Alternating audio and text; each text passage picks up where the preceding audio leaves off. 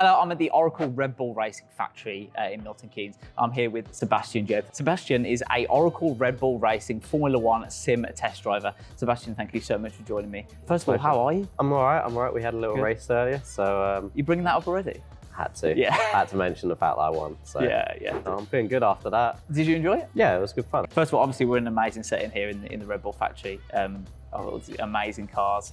Just talk me through your career and what's led you to become what you are today in Red Bull. So I started sim racing back in 2013, actually.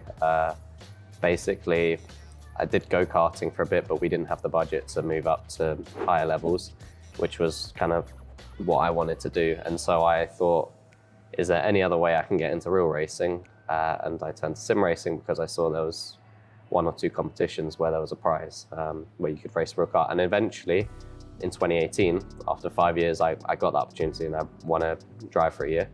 In 2019, I joined Red Bull Racing. It's been 3 years with the team, and now I've recently just picked up the brand new role of sim test driver, which has been like a massive step forward for me, especially with my long-term ambitions.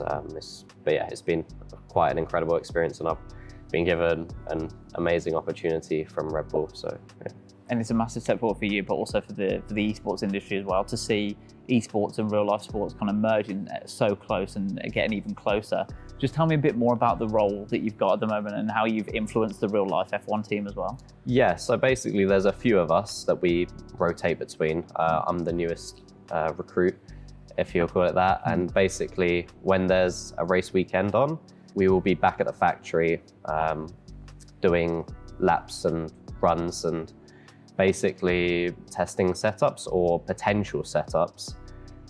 And we basically are taking feedback from Max and Checo. So if Max says it's problems in this corner or whatever, then we have to make sure it's doing the same thing, get it all correlated, and then we will be trying to work on how to fix that and give them potential solutions at the track. And we use the very advanced Formula One simulator that they have, which is pretty much the best in the business as far as I'm aware.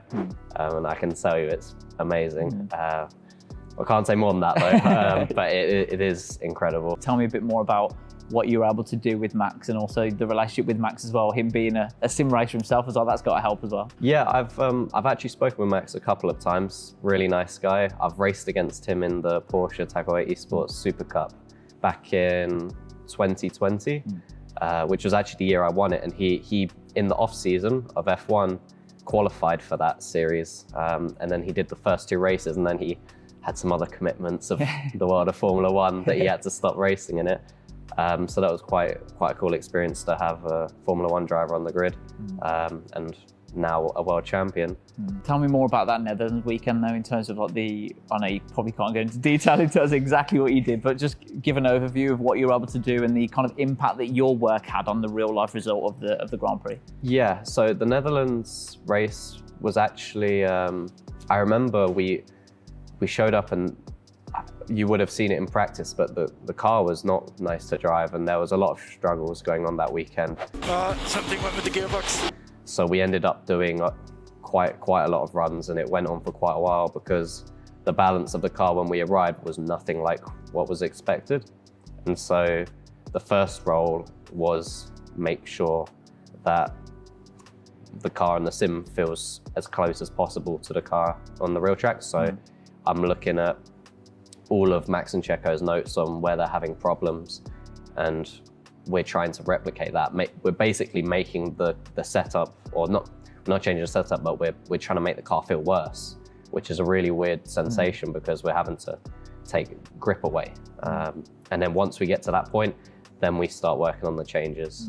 But that was quite a long process because the car was not as we expected, basically. Yeah. But obviously Max went on to win that race. So. Yeah, it was a really good turnaround in a short space of time, and I was pretty happy with that because that was my first time doing Yeah. it. So I felt like there was a bit of pressure, but yeah, very happy with how that turned out. Do you think this is a kind of your role in this team? Do you think it's a milestone for the sim racing esports community? Because we're seeing, like I said before, the esports and sim racing getting so close now to real life racing. Obviously, skills are transferable, and a number of drivers have done that in the past as well. But the fact that you're contributing to the success of a Formula One team, it's a big step up, isn't it, for the sim racing as a whole?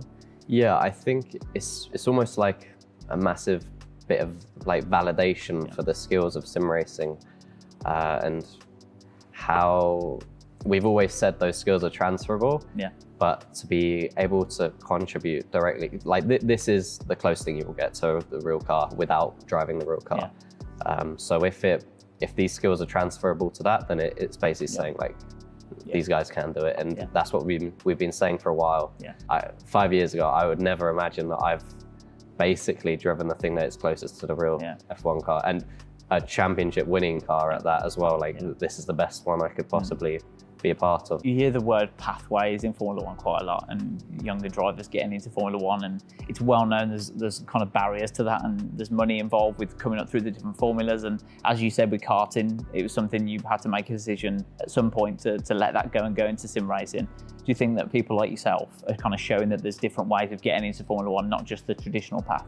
That's kind of something I've been pushing for myself, and it's something that I'm working on still, is to show that you don't need to come from karting, you don't need to come from money or great backing from maybe some, you're fortunate and you have a big sponsor that really pushes you.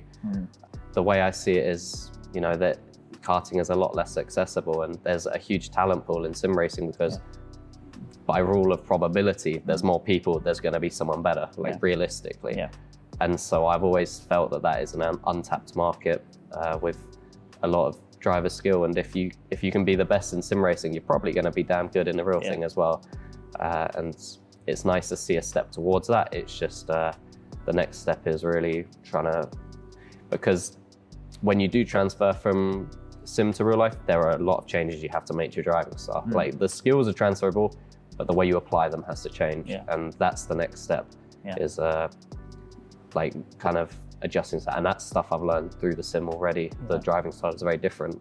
So it's a bit of a change that you have to make. We saw esports kind of explode in 2020. Obviously, the pandemic, not a lot of sports were going on, and people were more time inside, and there was a lot of F1 esports races going on, and real life F1 races started getting involved, and Max, George Russell, Alex Albon, Lando Norris, that kind of community all came together and they were involved in those races. Do you think that kind of pushed the esports and sim racing community along in terms of what's led to you, or do you think that it was always going that way anyway? I think it was always going that way, but it definitely gave it a good step forward, and it put a lot more focus on that area, which is great because it's basically just sped up the process by a few years. I think eventually we were going to be in this situation anyway, but having that spotlight, it just brought so many more viewers in, and a lot of people came to watch like Charles and Max and George race, and then they stuck around for the esports stuff when it all went away,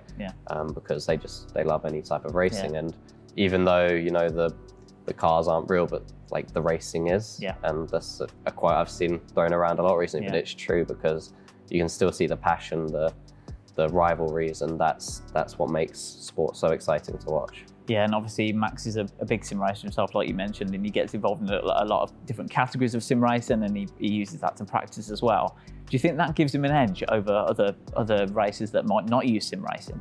Yeah, I think I've been kind of preaching this for a while, but I really do think Max is in a league of his own on the grid purely for that reason, because he's not doing it at the moment because obviously during the F1 season he's busy, but in the off season he's keeping sharp by putting himself in uncomfortable positions where he's not actually the fastest anymore.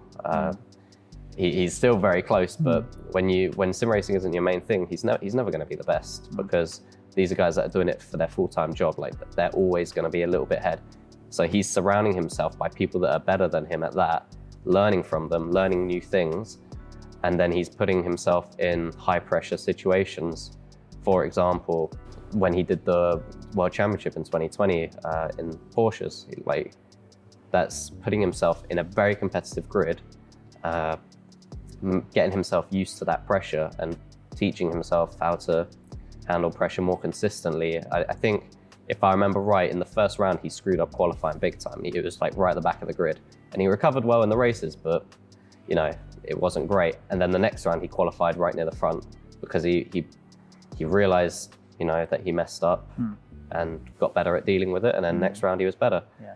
And that's something I don't really see other drivers doing, where he just lives and breathes racing. So he does it in his off time. And that gives him a big advantage, I think, because even though it's not F1, and it's not as important to him, it still makes him nervous. Like, I'm sure it will, because I've heard that from so many real life drivers that they get more nervous on the sim than in real life, and I'm sure it's probably the same for him. Everyone's got an ego, right? Yeah. I'm sure Max will admit that as well. He wants to do the best he can. Even if it's sim racing, he still wants to win.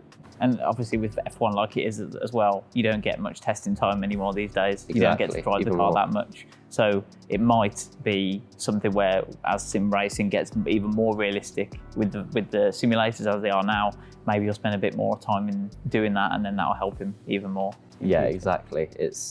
Everything is just so limited. So anything you can do to improve your training, exactly. And anything that's extra is going to make that difference. Yeah, Sebastian, thank you so much for joining me. Really, really appreciate it. Best of luck for the future. Thanks, mate. Appreciate it. Thank you. Cheers, man.